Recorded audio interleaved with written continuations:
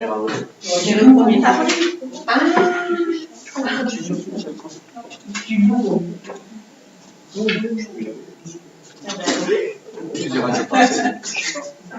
Sinon, on s'en va.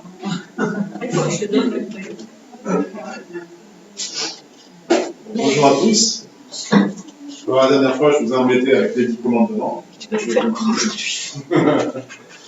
Et j'ai l'autorisation en plus de Jean-Marc, parce que je vais parler de ce sujet délicat. Par principe, nous ne proposons pas de carte de fidélité. Tout le monde peut se tromper, surtout maintenant. C'est parfois en restant fidèle qu'on se trompe le plus.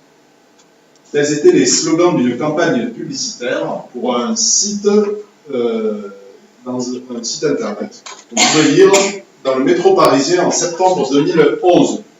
C'est ainsi que s'affichait le premier site français, magnifique, de rencontres adultères en France. Pensé par des femmes. C'est magnifique. C'est comme ça qu'il se présente encore aujourd'hui. Je suis allé voir le site et c'est comme ça qu'il se présente. Alors, aujourd'hui, nous allons aborder un sujet tabou. Le 7e commandement. Et vous savez, comme moi je crois que les chiffres ont une valeur symbolique importante et dans la Bible. Et si c'est le 7e, ce n'est pas pour rien. Tu ne commettras pas d'adultère. La plupart d'entre vous n'ont jamais entendu de prédication sur ce sujet. Parce que, en fait, on ne l'entend jamais. Et c'est le témoignage qu'on m'a donné la semaine dernière. Donc, à Alès.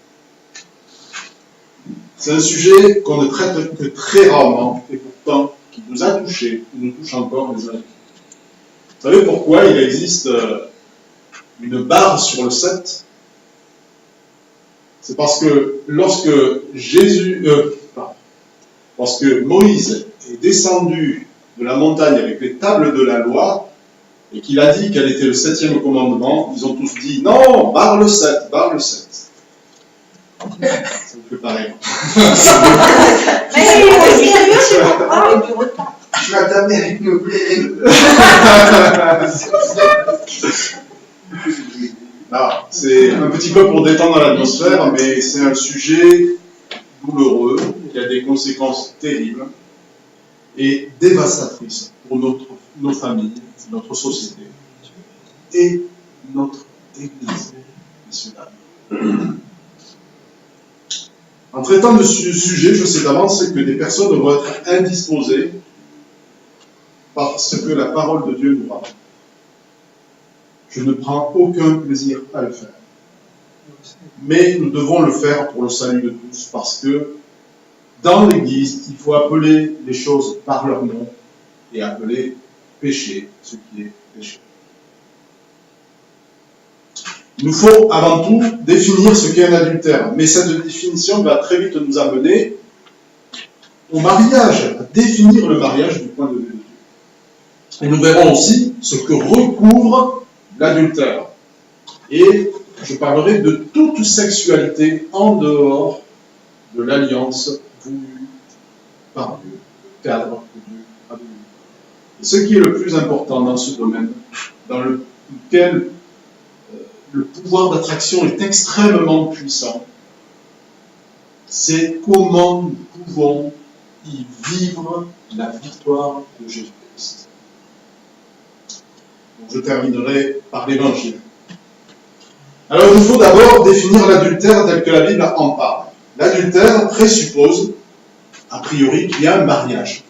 C'est une transgression d'un mariage. Donc la Bible commence, peut-être que vous ne l'avez jamais vu, mais la Bible commence par un mariage et elle finit par un mariage. Premier mariage, c'est quand Dieu amène Ève à Adam, pour que Adam se dise enfin, celle qui est os de mes os, chair de ma chair. Et puis la Bible se termine par un mariage, celui de Christ avec l'Église. Et là, nous avons deux choses essentielles et deux passages essentiels qui définissent le mariage. Le premier, donc, c'est pourquoi l'homme quittera son père et sa mère et s'attachera à sa femme. Ça, c'est la volonté de Dieu au départ. Il quittera son père et sa mère et s'attachera à ses femmes, à sa femme. Jésus reprend ce texte très important pour dire au commencement, à propos du divorce, il n'en était pas ainsi. Il rappelle la volonté au commencement et il ajoute ainsi, ils ne sont plus deux, mais ils sont un. Que l'homme ne sépare pas ce que Dieu a uni. Une seule chair, c'est une expression analogue au mariage, en fait. Ça désigne une alliance qui ne peut être brisée, parce que briser un corps, c'est l'équivalent de la mort. Le mariage n'est pas une évolution culturelle ou une solution de commodité qui correspond aux besoins des hommes dans un temps donné et qui ne correspondrait plus dans notre culture aujourd'hui. Non. C'est une institution qui est voulue par Dieu et qui même, nous est-il dit, est fait par Dieu. C'est Dieu qui unit. Qu'il s'agisse de croyants ou de non-croyants, c'est Dieu qui unit. Vous imaginez ça? En tout cas, si le 7e commandement condamne à l'adultère, c'est parce qu'il brise cette alliance entre un homme et une femme dont Dieu est le témoin et qu'il unit. Que personne donc ne le sépare, nous dit le Seigneur. Alors le deuxième passage important sera plus long. Il nous donne la raison d'être du mariage et il nous amène aux noces de l'agneau. C'est ce que représente le mariage pour Dieu. Pas dit dans la Genèse, c'est dit en Éphésiens 5, je dirais les versets 21 à 32.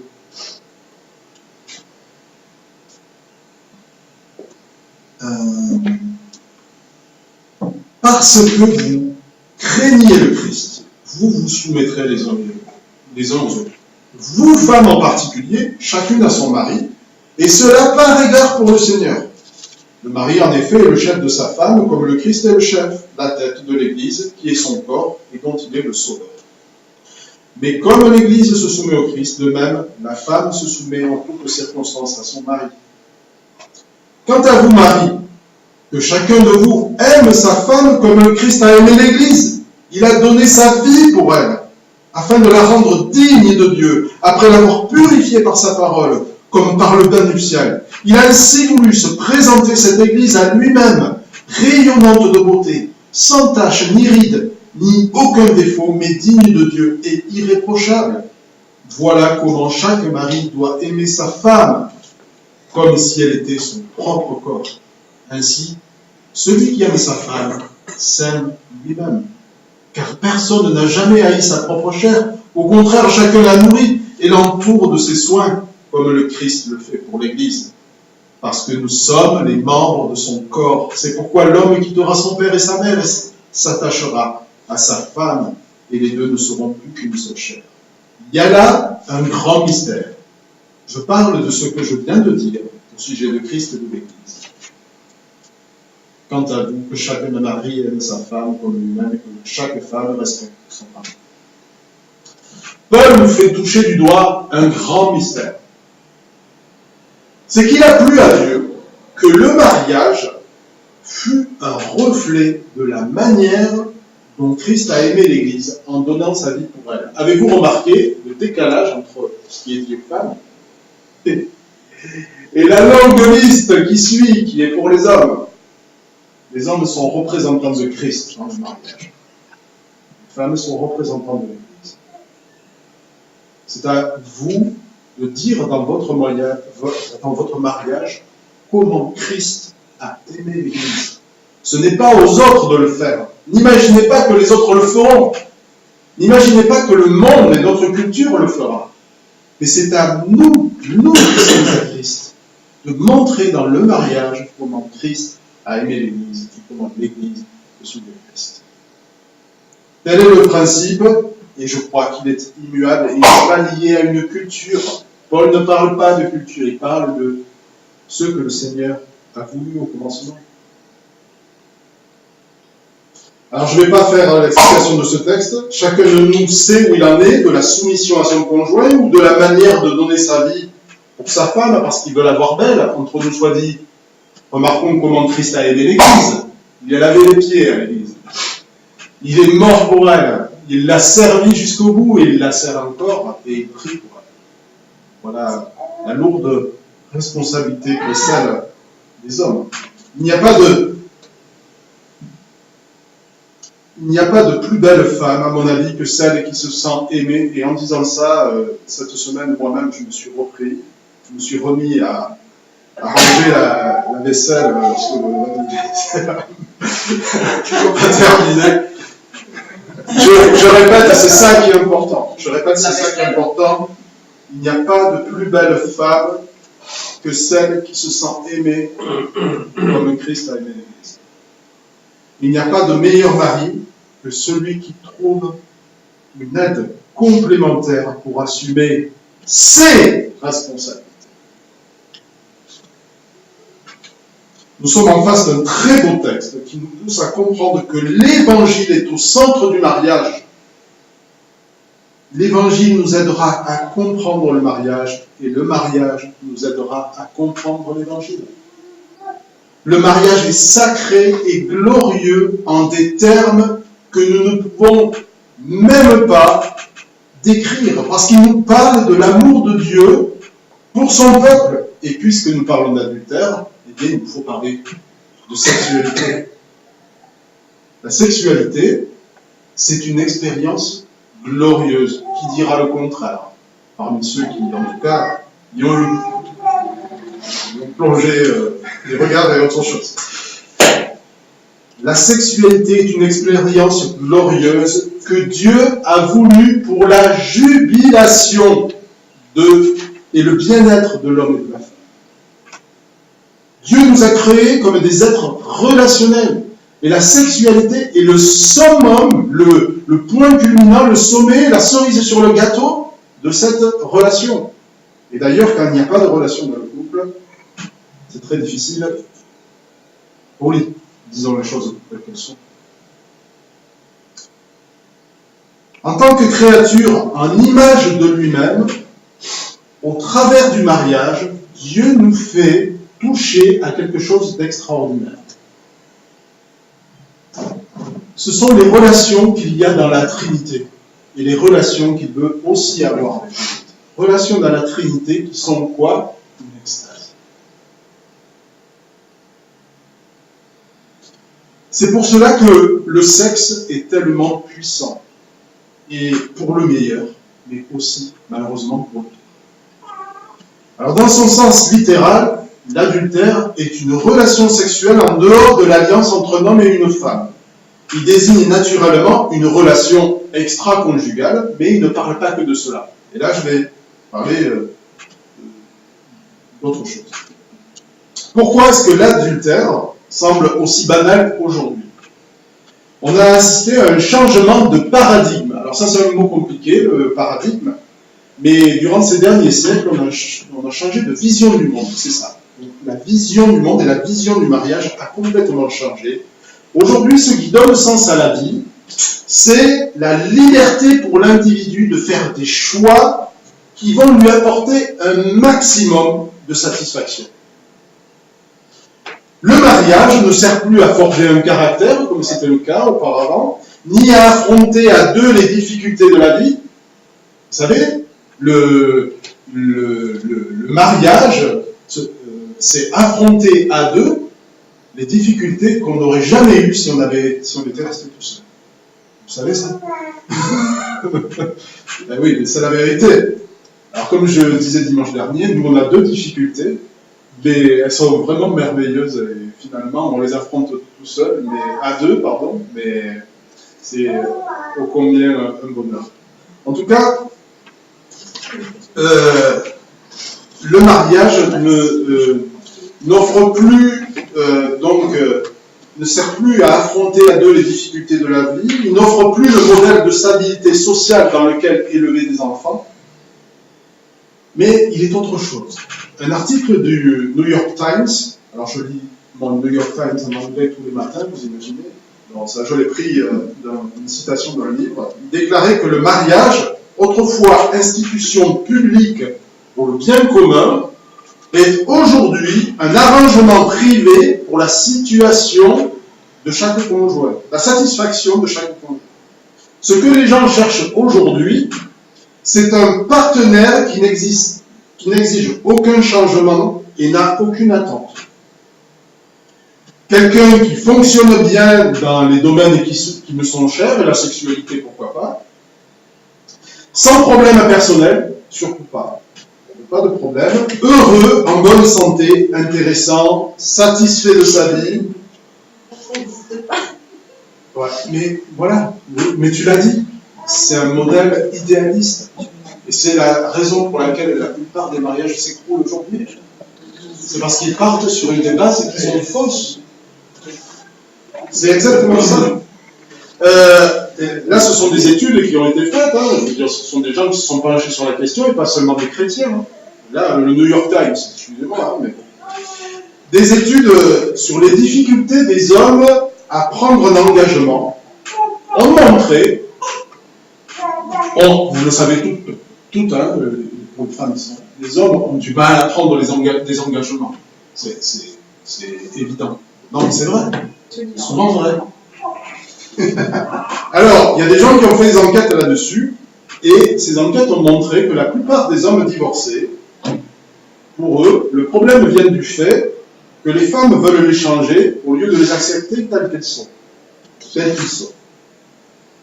Alors, donc, aujourd'hui, ça prouve bien qu'aujourd'hui, on n'accepte plus que le mariage soit un lieu où on va être exposé à un changement, nécessairement. On ne veut plus changer aujourd'hui, on veut qu'on nous accepte tel qu'on est. Donc ce modèle est idéaliste, est irréaliste. Et pourquoi l'adultère semble si répandu aujourd'hui? Parce que les bases sur lesquelles la plupart des mariages se fondent sont bancales. Ça ne dure pas longtemps. Et ils se fondent donc, nous oscillons entre une vue idéaliste du mariage, en cherchant dans notre conjoint ce que finalement seul Christ peut accomplir, et puis d'autres aussi dans une vision pessimiste du mariage, qui n'arrivent pas à croire que le mariage est voulu par Dieu. C'est une institution divine. Alors ce changement de vision sur le mariage a un effet direct sur les mœurs d'aujourd'hui. Notre commandement ne concerne pas seulement,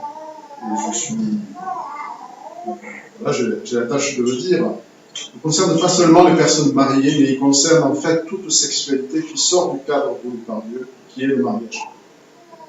S'appuyant sur son expérience dans le Manhattan urbain et à la pointe de la culture et de l'évolution, un certain pasteur, Timothy Keller, je pense que tu connais, peut-être, certains peut-être le connaissent, ça c'est une de mes lectures favorites, c'est un pasteur, donc c'est pas tellement un théologien. Il pense que l'un des plus grands obstacles au réveil dans l'Église, ce n'est pas les démons qu'il faut chasser, ce n'est pas l'engagement des gens ou le fait que les jeunes ne savent plus s'engager, non. C'est parce que en dehors de l'Église, la plupart des jeunes couchent ensemble, et dans l'Église, ils ne sont plus de la moitié. Alors, il dit ça parce que il est dans le Manhattan urbain et il y a beaucoup de célibataires.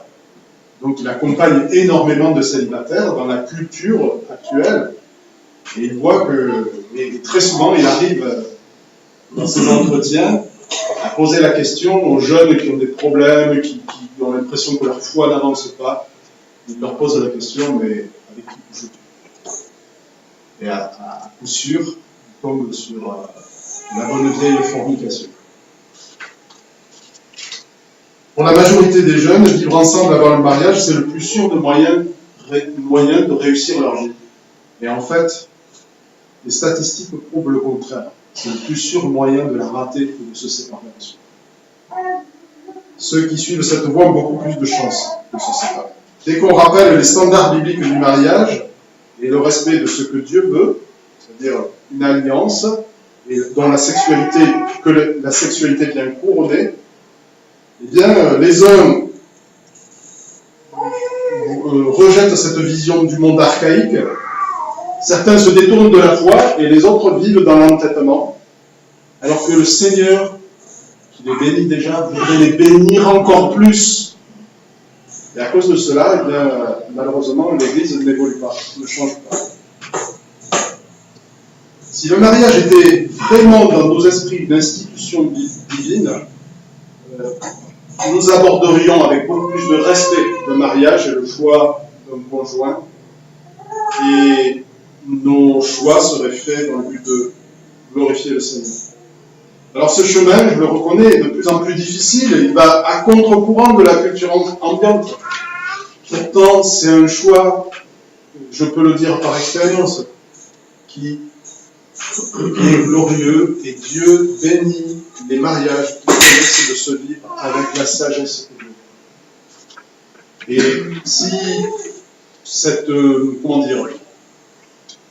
si les choses n'ont pas été faites dans l'ordre, il faut aussi se rappeler que nous avons Jésus-Christ qui est mort sur la croix pour ça.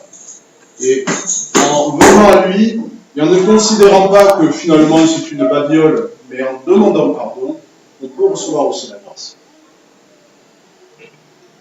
Je traite un autre sujet hyper sensible. C'est mon second. Dans la plupart des cas où l'adultère est utilisé, il se réfère à un acte physique, une relation entre deux personnes. Néanmoins, Jésus va au cœur du sujet et il porte le débat sur le terrain des pensées.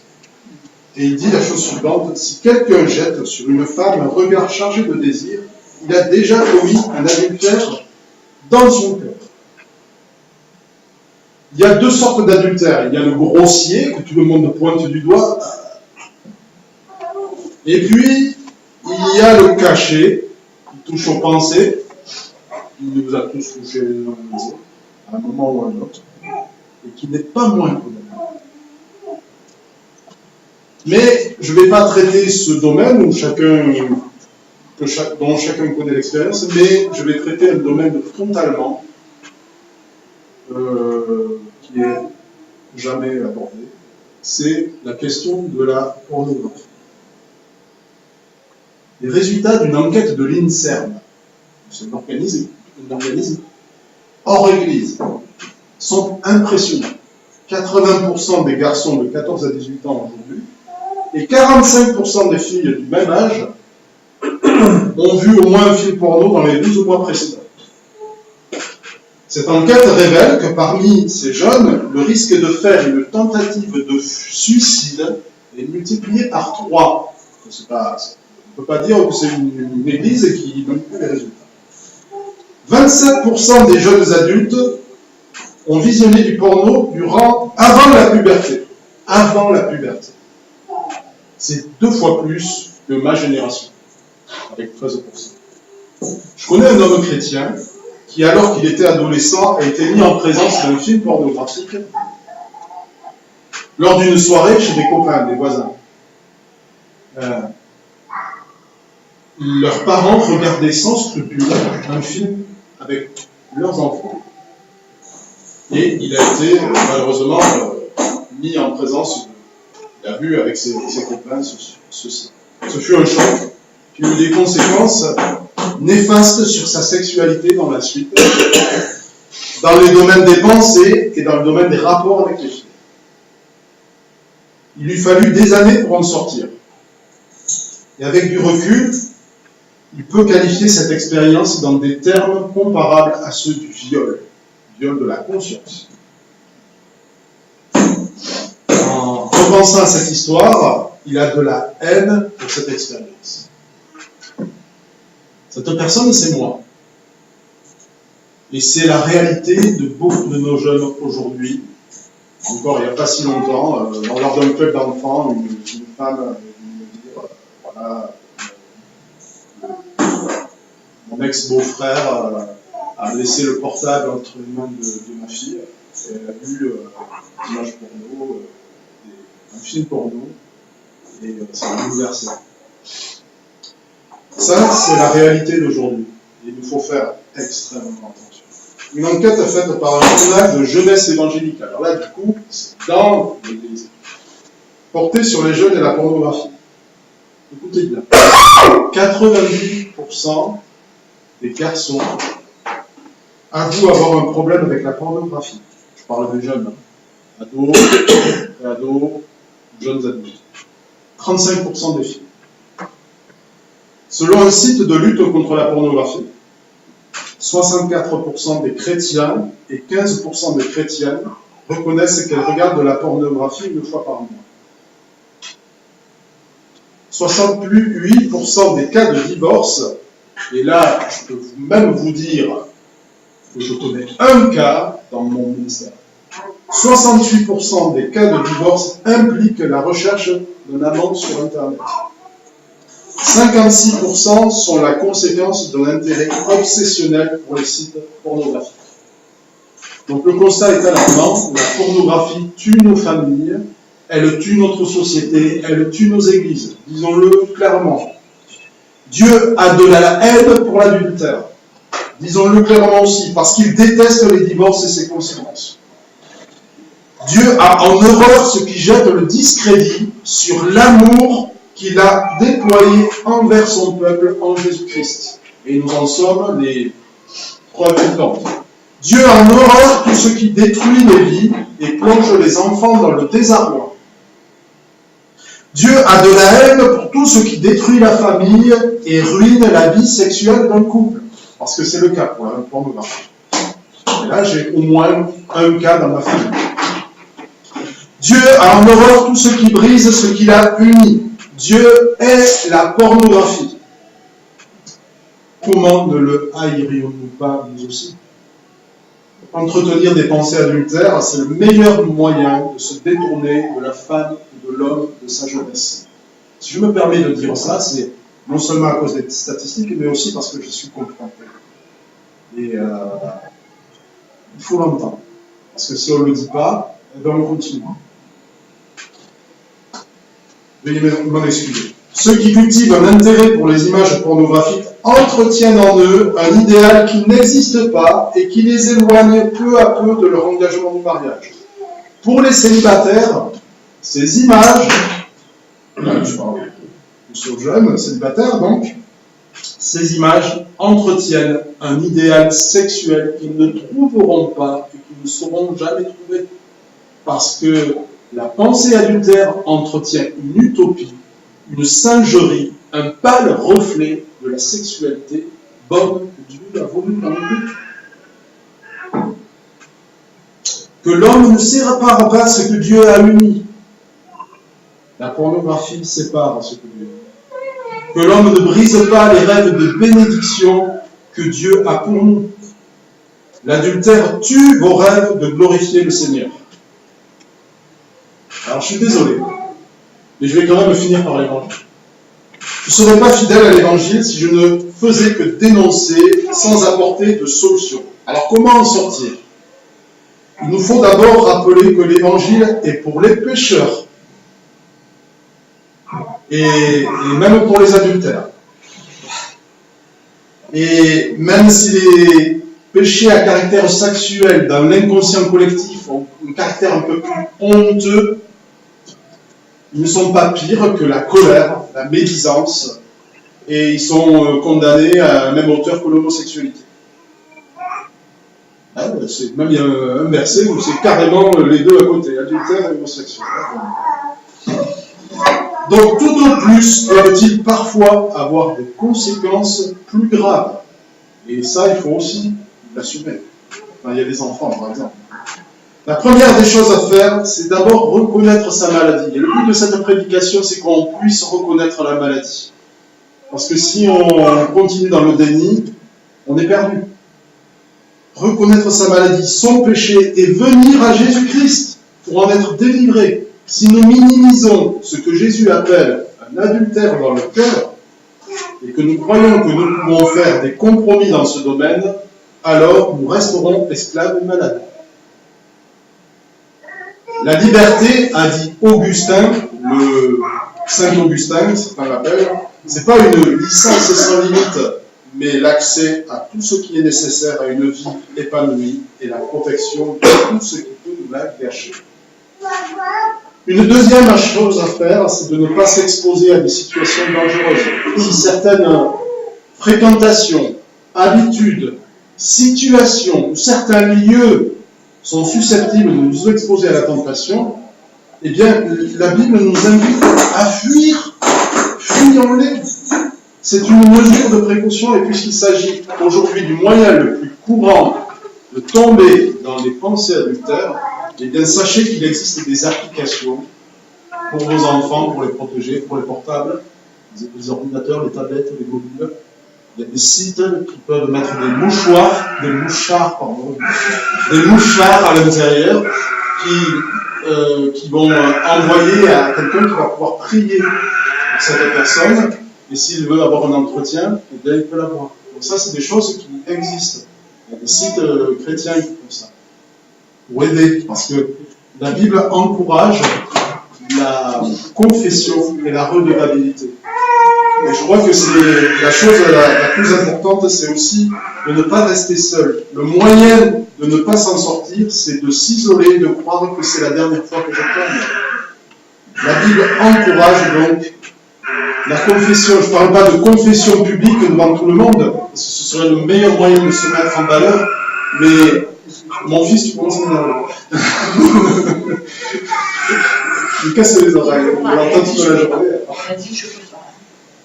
La confession, quand je parle de confession, c'est qu'il y a vraiment une aide à trouver auprès d'une personne qui ne vous jugera pas, qui pourra écouter, prier pour vous, vous accompagner dans cette sortie. Là, moi, je crois que dans l'Église, vous pourrez trouver des gens comme ça. Et il ne faut surtout pas croire que c'est tellement honteux que je ne peux pas en parler. Ce serait une erreur grave, c'est même un mensonge du diable. Et donc, il est possible de sortir de ces pensées. Je vais vous faire une deuxième confession. Il est possible parce que ça m'est arrivé. On peut sortir des pensées adultères. La victoire de Christ triomphe de cela aussi.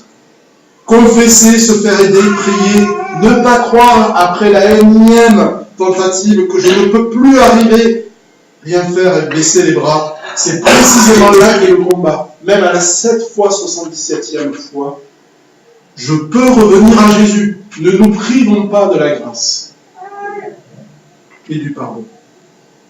La sexualité a un pouvoir attractif, puissant, mais la victoire de Jésus sur la croix est beaucoup plus puissante que cela.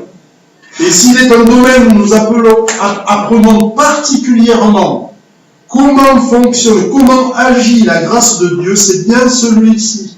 C'est dans le domaine de la sexualité, car la libération ne peut venir que de lui. Et ne cessons jamais de revenir à Christ. Plus nous sentons notre faiblesse et notre échec, et plus nous comprenons à quel point la grâce de Dieu est puissante et extraordinaire. L'adultère en pensée ou en acte nous rend esclaves, parce qu'il nous fait ressembler à ce que nous adorons, c'est-à-dire des esclaves sexuels. En cultivant ces pensées, nous nous enfonçons toujours plus dans l'esclavage de l'ennemi. Et je crois, et là j'ai envie de dire, quelque part, vous venez de sortir d'un séminaire sur l'esclavage de l'ennemi, puisqu'on a parlé de possession, de choses comme ça, de combat spirituel. Mais alors là, vous avez un domaine, immanquablement, vous avez des problèmes dans l'Église. Immanquablement. Là, il y a une lutte à mort qui se lutte. L'adultère en pensée nous rend esclaves. Et la troisième voie de sortie pour moi, c'est l'imitation de Christ. C'est cultiver en nous un amour pour Christ et pour l'Évangile. Plus nous constatons notre péché, plus nous sentons la grâce de Dieu, et alors plus nous sommes poussés à l'adorer. Développer un amour pour Christ, lever les regards vers Jésus, c'est le meilleur moyen de ressembler à celui que nous adorons. Et du coup, de voir des choses extraordinaires se passaient de manière complètement indolore, des libérations. L'échec dans beaucoup de mariages tient du fait que les hommes n'acceptent pas d'être changés, on nous dit tout à l'heure. Ils veulent être aimés tels quels, mais le mariage a pour vocation de nous changer. De la même manière, on peut croire, en faisant le parallèle avec l'Église, que l'Église doit m'accepter comme je suis, et Dieu m'a accepté tel que je suis, et je n'ai rien à changer. Mais si Christ est mort, c'est précisément... si Christ est mort pour nous, alors que nous étions encore pécheurs, s'il a démontré son amour de cette manière, ce n'est pas pour nous laisser dans notre esclavage. Et nous avons une bonne nouvelle, mes amis. Excusez-moi de dépasser l'horaire. C'est que Christ a aimé l'Église et a donné sa vie pour elle, afin de la rendre pure et sans tache. Donc, pure et sans tache, ça implique donc qu'il y a un changement. L'Église a pour vocation de nous changer, comme le couple a pour vocation de nous changer. C'est une œuvre achevée à la croix, mais c'est aussi un processus continu.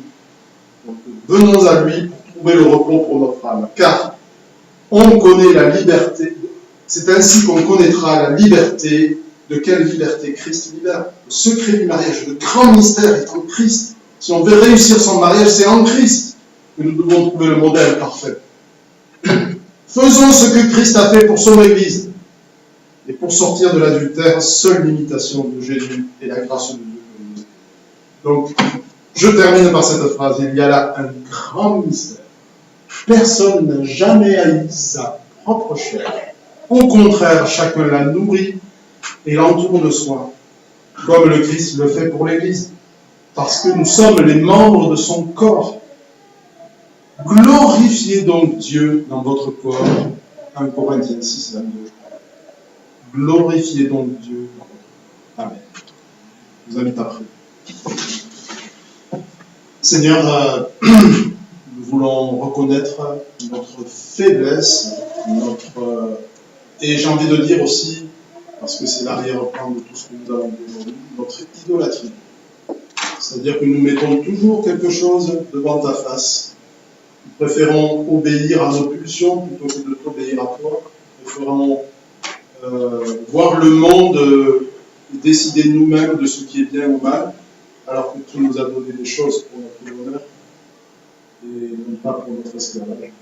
Seigneur, nous te supplions de venir aujourd'hui nous libérer de ces esclavages, en particulier dans le domaine de la sexualité.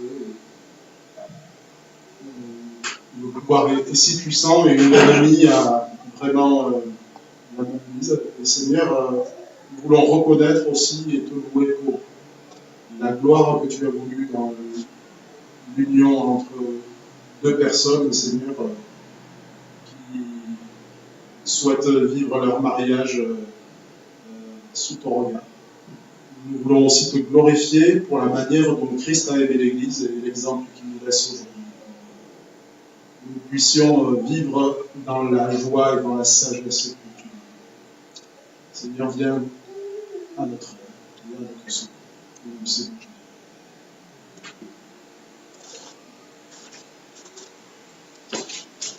Si vous voulez bien vous lever, nous allons terminer.